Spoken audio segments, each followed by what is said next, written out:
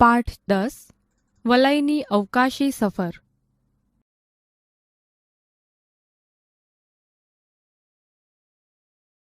લેખક પરિચય. બાળ દોસ્તો, વલાઈની અવકાશી સફર એ સુંદર મજાની વિજ્ઞાન કથા છે. તેના લેખક છે શ્રી કિશોર કનૈયાલાલ અંધારિયા. તેમનો જન્મ ભાવનગરમાં થયો હતો. તેમણે હિમખંડ નવલકથા, મંગળ અમંગળ લઘુ નવલ અને વલયની અવકાશી સફર નામે વિજ્ઞાન કથાના પુસ્તકો લખ્યા છે. વલયની અવકાશી સફરને ગુજરાત સાહિત્ય અકાદમીનું પ્રથમ પારિતોષિક મળેલ છે.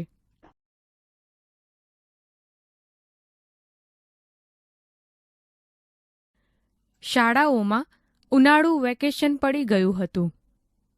મે મહિનાની કાજળઘેરી રાત હતી. વિસ્મય અને વિરાટ અત્યારે વલયની અગાશીમાં હતા. ત્રણેય પાકા ભાઈબંધ હતા. અભ્યાસમાં હોશિયાર હતા. વિજ્ઞાનમાં એમને ખૂબ રસ હતો. ત્રણેય ઉનાળાના વેકેશનમાં આજની જેમ જ ઘણીવાર વલયની અગાશીમાં સાથે સૂતા. રાતના લગભગ 12:30 થયા હતા. વલયને ઊંઘ આવતી હતી, પણ પેલા બંનેને નહોતી આવતી. તેઓ પથારીમાં પડ્યા વાતો કરી રહ્યા હતા.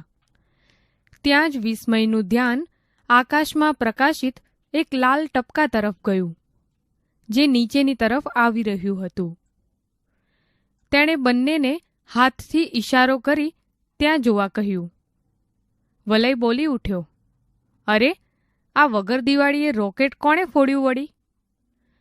પરંતુ તેઓની દારૂખાનાના રોકેટ હોવા વિશેની માન્યતા ધીરે ધીરે ભાંગવા લાગી. ટપકું મોટું થવા લાગ્યું.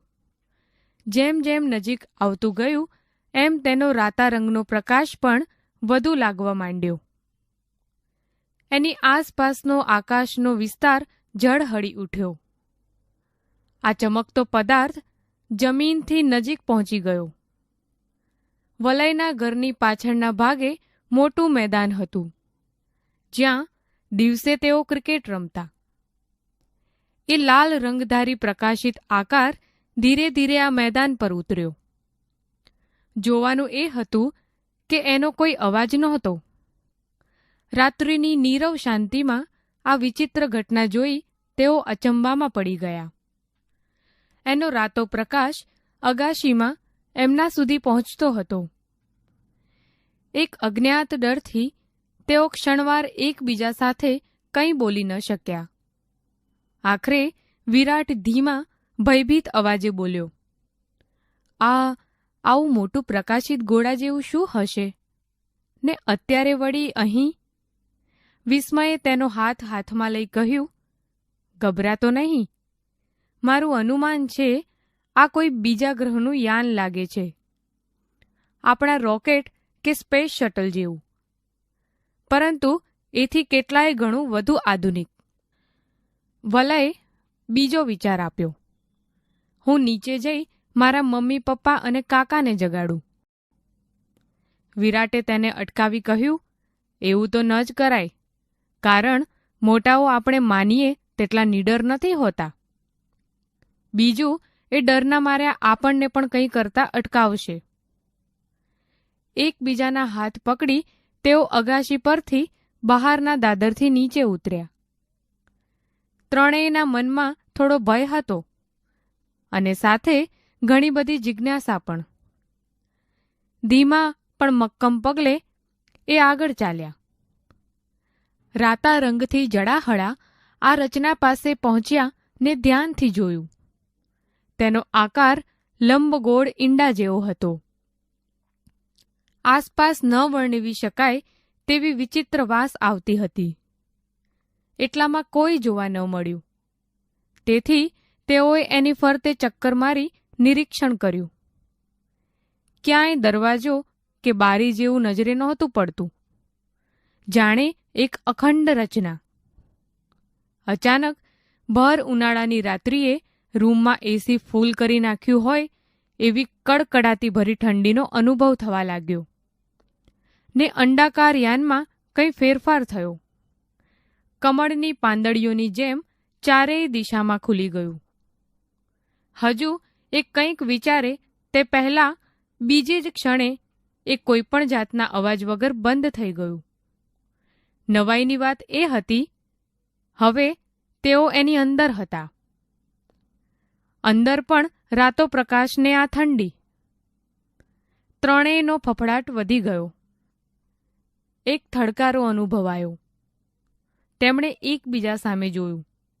મનોમન સમજી ગયા કે હવે આ યાને જમીન પરથી ઉચકાઈને પોતાનો પ્રવાસ ચાલુ કર્યો છે. પોતાનું ઘર, પોતાનું ગામ, પોતાનું રાજ્ય, દેશ, ખંડ અને પૃથ્વી સગડાથી તેઓ દૂર જઈ રહ્યા હતા.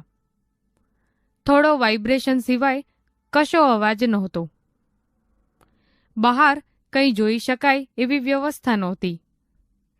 હતી જાણે લાલ અંડાકાર જેલ.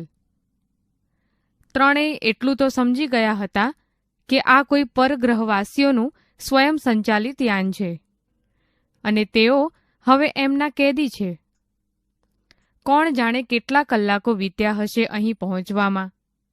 કઈ આ જગ્યા હશે, કયો ગ્રહ ને કઈ દુનિયા હશે. પેલા યાનમાં કોઈ નહોતું એટલે કદાચ રિમોટ સંચાલિત હોય, પરંતુ હવે અહીં કોઈક જોવા મળવું જોઈએ ને. યાન દ્વારા તેઓ આ વિચિત્ર દુનિયામાં પહોંચી ગયા હતા. અહીં પણ આછા કે ઘેરા લાલ રંગનું સામ્રાજ્ય લાગતું હતું. ઠંડી પણ ખૂબ હતી. થોડીવાર પછી સામેના ષટકોણાકાર જેવા દરવાજામાંથી એક વિચિત્ર આકૃતિ અંદર પ્રવેશી. એ ત્રણેય પ્રથમ પૃથ્વીવાસી હતા જે અત્યારે પરગ્રહી જીવને જોઈ રહ્યા હતા. વિરાટને યાદ આવ્યું, આ જ ઈટી એટલે કે એક્સ્ટ્રા ટેરેસ્ટ્રીયલ. એનું શરીર રાખોડી રંગના રબરમાંથી બનેલું હોય તેવું નરમ પોચું લાગતું હતું. નાક કાન જેવી રચના કળાતી નહોતી. આંખો કપાળથી ઘણી નીચી, વિચિત્ર અને સંપૂર્ણ ગોળ હતી. પક્ષીની જેમ તેની ઉપર પાપણો નહોતી. માથાનો ભાગ મોટો હતો અને તેની પર વાળ નહોતા. રાખોડી રંગના માથા પર એરિયલ જેવી 2-3 રચના લગાડેલી હતી. એટલી વારમાં એ વિચિત્ર જીવ તેની સાવ નજીક આવી ગયો. તેણે વારાફરતી ત્રણેયના હાથને પોતાના હાથ વડે સ્પર્શ કર્યો. તેના હાથના વિચિત્ર લાંબા આંગળાઓ પર પુશ બટન જેવી સ્વીચો જડાયેલી હતી. કદાચ એમાંથી કોઈ એવો પ્રવાહ તેઓના શરીરમાં વહ્યો કે તરત જ ત્રણેય ખેંચાતા ખેંચાતા એની પાછળ ચાલવા લાગ્યા. તેઓ કેટલાક ષટકોણાકાર બાંધકામો વટાવી એક ઘણા મોટા ષટકોણ હોલમાં પ્રવેશ્યા. પેલા વિચિત્ર જીવ જેવા અહીં કેટલાય રાખોડિયા રંગના જીવો હતા, જાણે ભેદી ભૂતાવળની દુનિયા. હોલના 5 ખૂણામાં એ બધાની વિચિત્ર બેઠક હતી. છઠ્ઠા ખૂણામાં આવો જ એક જીવ હતો, જેની બેઠક વિશેષ ઊંચી હતી, જેની સામે ડેશબોર્ડ હતું અને તેની પર કેટલીય બટન સ્વીચો હતી. તેના માથા પર બીજા જીવો કરતાં વધારે સંખ્યામાં એરિયલના સળિયા હતા. વિસ્મય વલય વિરાટ ત્રણેયને તેની પાસે લઈ જવામાં આવ્યા. તેઓ સમજી ગયા કે આ જીવ બધાનો બોસ હોવો જોઈએ. હવે શું થશે?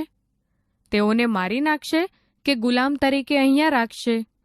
ની અટકળો કરતા આ ઠંડા રતાશ પડતા પરિસરમાં ત્રણેયના શરીરમાંથી ભયનું લખલખું પસાર થઈ ગયું.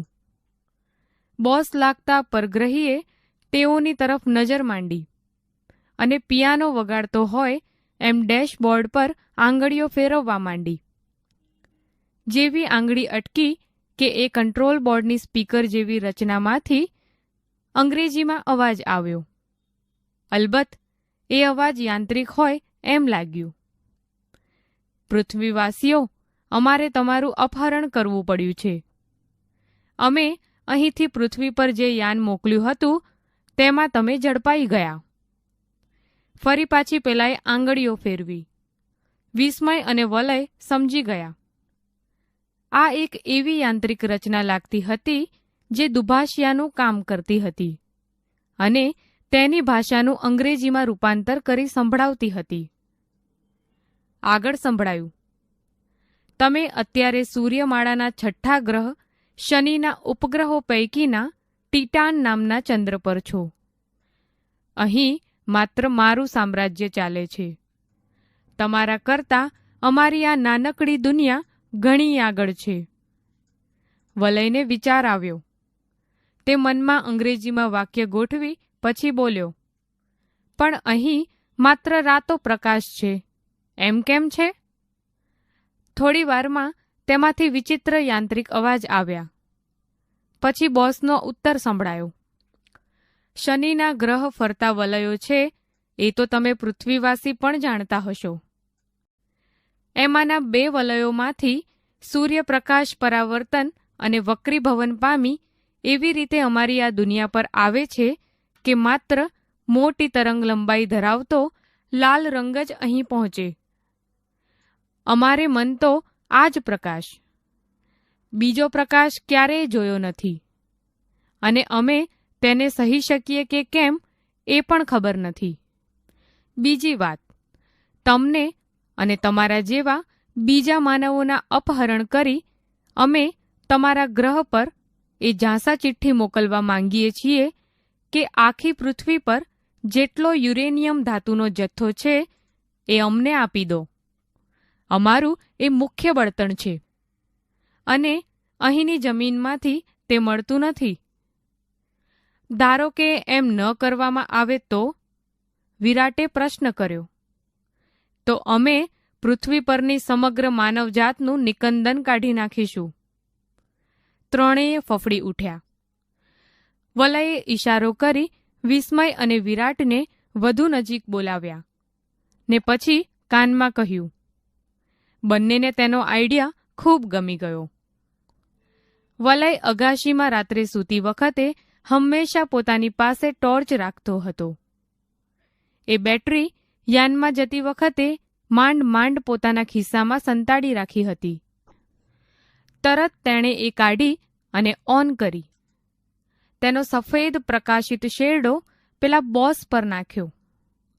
તેના માટે લાલ રંગ સિવાયની તરંગ લંબાઈનો પ્રકાશ સહન થઈ શકે તેમ નહોતો. એક સામાન્ય ટોર્ચ અહીં શક્તિશાળી શસ્ત્ર પુરવાર થઈ.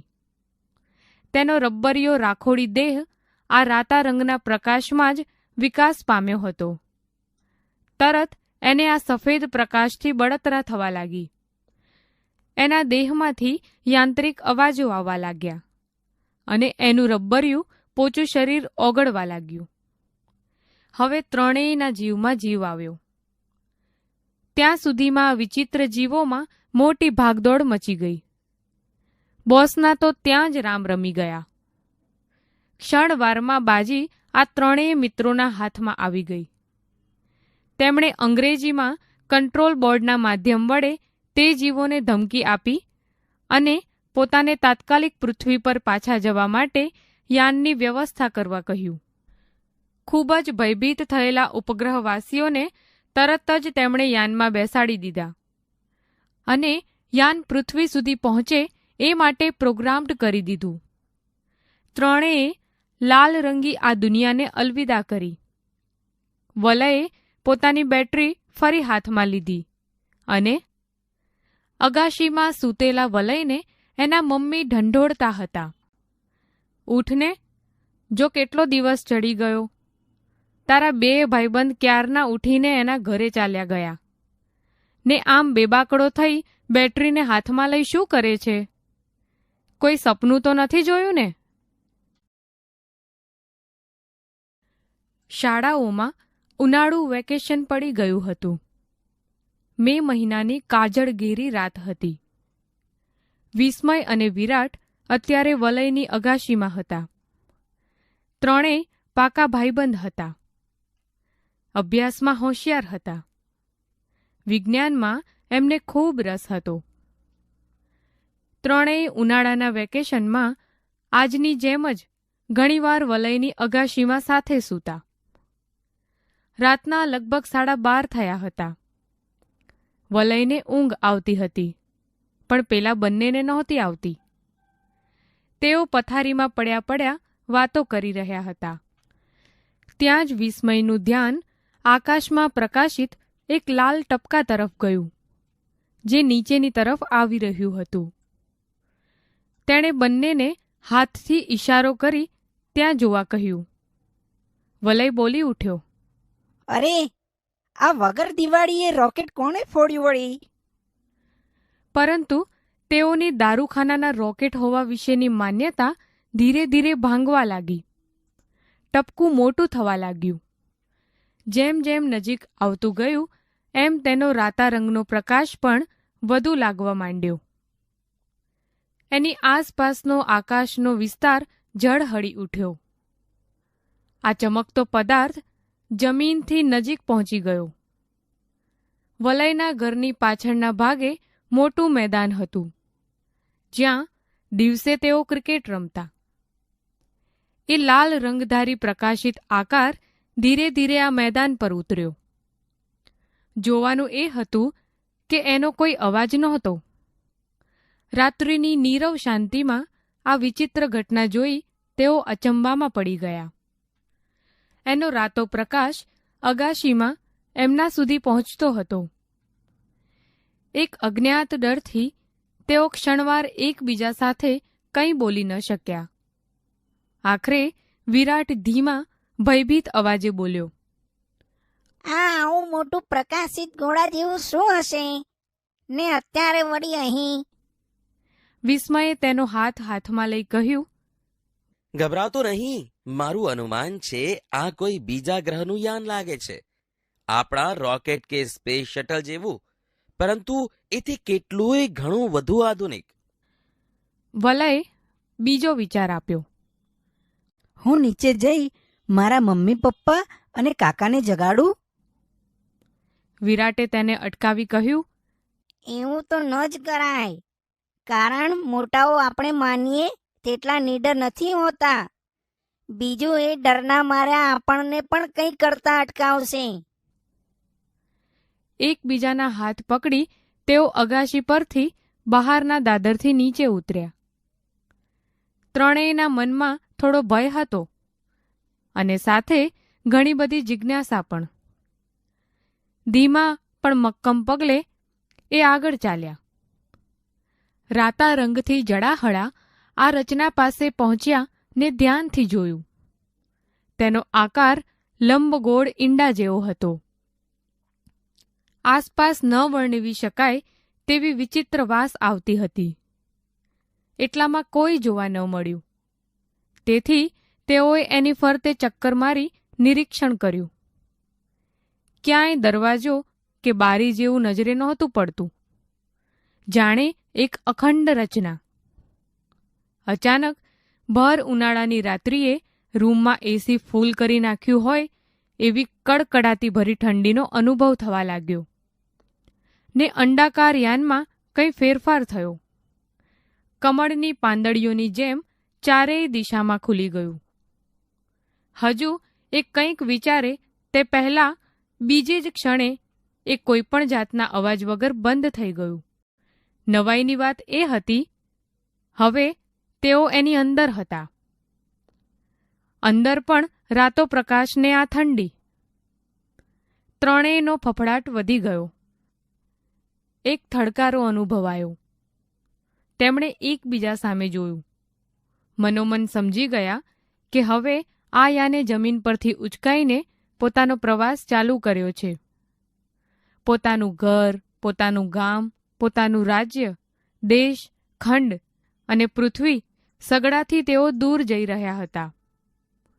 થોડો વાઇબ્રેશન સિવાય કશો અવાજ નહોતો.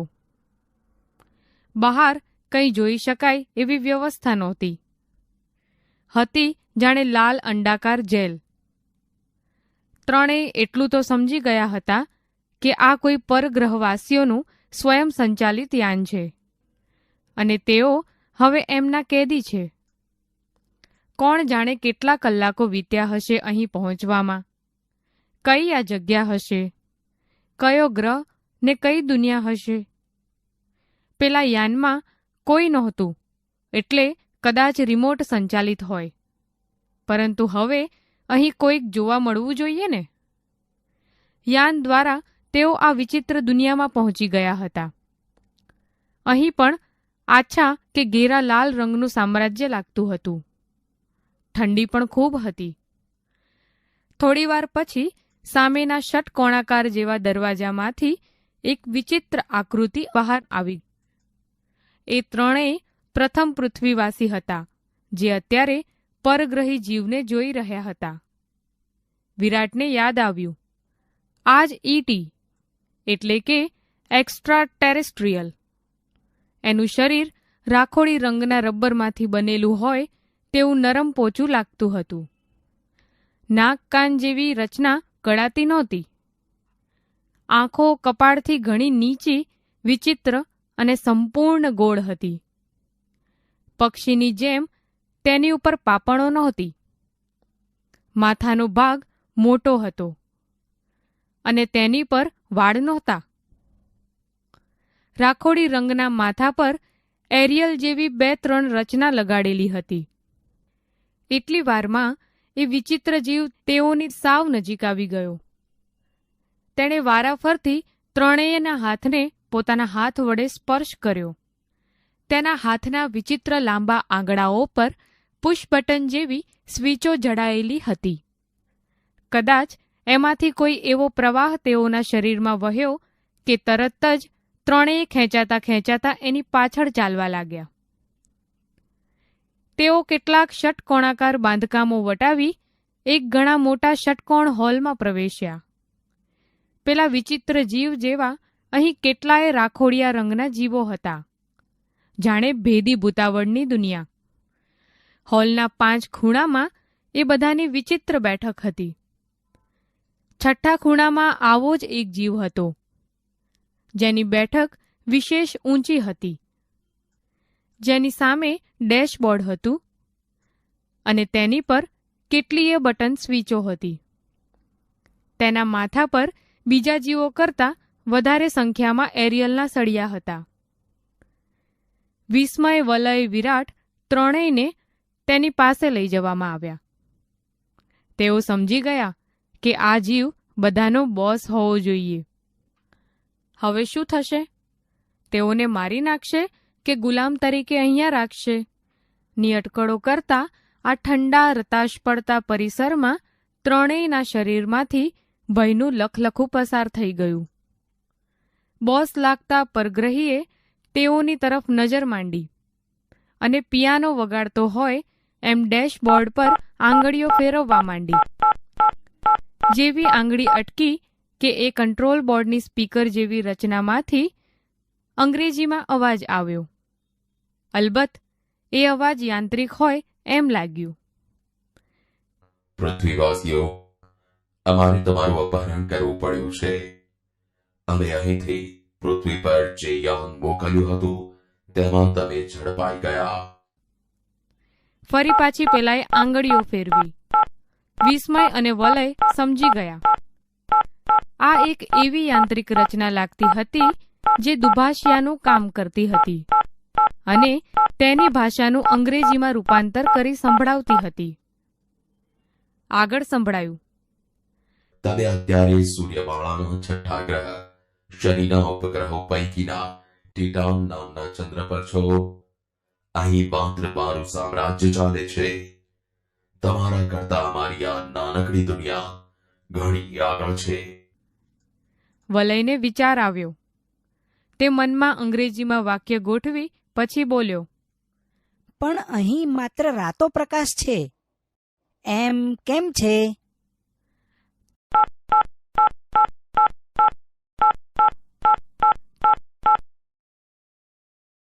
શનિના ગ્રહ ફરતા વલયો છે એ તો તમે પૃથ્વીવાસી જાણતા જ હશો. એમાંના 2 વલયોમાંથી સૂર્યપ્રકાશ પરાવર્તન અને વક્રીભવન પામી એવી રીતે અમારી આ દુનિયા પર આવે છે કે માત્ર મોટી તરંગ લંબાઈ ધરાવતો લાલ રંગ જ અહીં પહોંચે. અમારે મન તો આ જ પ્રકાશ. બીજો પ્રકાશ ક્યારેય જોયો નથી અને અમે તેને સહી શકીએ કે કેમ એ પણ ખબર નથી. બીજી વાત, તમને અને તમારા જેવા બીજા માનવોના અપહરણ કરી અમે તમારા ગ્રહ પર એ જ આશા ચિઠ્ઠી મોકલવા માંગીએ છીએ કે આખી પૃથ્વી પર જેટલો યુરેનિયમ ધાતુનો જથ્થો છે એ અમને આપી દો. અમારું એ મુખ્ય બળતણ છે અને અહીંની જમીનમાંથી તે મળતું નથી. ધારો કે એમ ન કરવામાં આવે તો તો અમે પૃથ્વી પરની સમગ્ર માનવજાતનું નિકંદન કાઢી નાખીશું. ત્રણેય ફફડી ઉઠ્યા. વલયે ઈશારો કરી વિસ્મય અને વિરાટને વધુ નજીક બોલાવ્યા ને પછી કાનમાં કહ્યું. બંનેને તેનો આઈડિયા ખૂબ ગમી ગયો. વલય અગાશીમાં રાત્રે સૂતી વખતે હંમેશા પોતાની પાસે ટોર્ચ રાખતો હતો. એ બેટરી યાનમાં જતી વખતે માંડ માંડ પોતાના ખિસ્સામાં સંતાડી રાખી હતી. તરત તેણે એ કાઢી અને ઓન કરી. તેનો સફેદ પ્રકાશિત શેરડો પેલા બોસ પર નાખ્યો. તેના માટે લાલ રંગ સિવાયની તરંગ લંબાઈનો પ્રકાશ સહન થઈ શકે તેમ નહોતો. એક સામાન્ય ટોર્ચ અહીં શક્તિશાળી શસ્ત્ર પુરવાર થઈ. તેનો રબ્બરિયો રાખોડી દેહ આ રાતા રંગના પ્રકાશમાં જ વિકાસ પામ્યો હતો. તરત એને આ સફેદ પ્રકાશથી બળતરા થવા લાગી. એના દેહમાંથી યાંત્રિક અવાજો આવવા લાગ્યા અને એનું રબ્બરિયું પોચું શરીર ઓગળવા લાગ્યું. હવે ત્રણેયના જીવમાં જીવ આવ્યો. ત્યાં સુધીમાં આ વિચિત્ર જીવોમાં મોટી ભાગદોડ મચી ગઈ. બોસના તો ત્યાં જ રામ રમી ગયા. ક્ષણવારમાં બાજી આ ત્રણેય મિત્રોના હાથમાં આવી ગઈ. તેમણે અંગ્રેજીમાં કંટ્રોલ બોર્ડના માધ્યમ વડે તે જીવોને ધમકી આપી અને પોતાને તાત્કાલિક પૃથ્વી પર પાછા જવા માટે યાનની વ્યવસ્થા કરવા કહ્યું. ખૂબ જ ભયભીત થયેલા ઉપગ્રહવાસીઓએ તરત જ તેમને યાનમાં બેસાડી દીધા અને યાન પૃથ્વી સુધી પહોંચે એ માટે પ્રોગ્રામ્ડ કરી દીધું. ત્રણેય લાલ રંગી આ દુનિયાને અલવિદા કરી. વલયે પોતાની બેટરી ફરી હાથમાં લીધી અને અગાશીમાં સૂતેલા વલયને એના મમ્મી ઢંઢોળતા હતા. ઊઠને, જો કેટલો દિવસ ચડી ગયો. તારા બે ભાઈબંધ ક્યારના ઉઠીને એના ઘરે ચાલ્યા ગયા ને આમ બેબાકડો થઈ બેટરીને હાથમાં લઈ શું કરે છે? કોઈ સપનું તો નથી જોયું ને?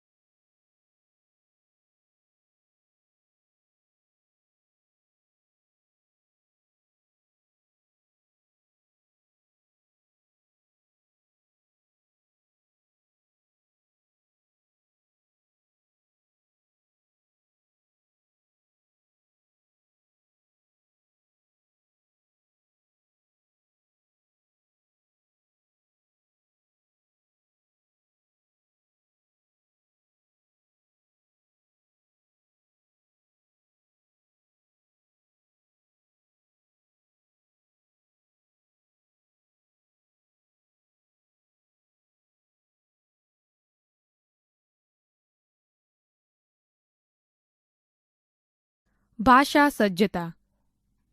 બાળ દોસ્તો, આપેલા વાક્યો વાંચો. પહેલું સુખ તે જાતે નર્યા. 10મા વિદ્યાર્થી તરીકે શિક્ષકે એને ઇન્સ્પેક્ટર આગળ ઊભો કર્યો. રમેશ બીજા નંબરે પાસ થયો.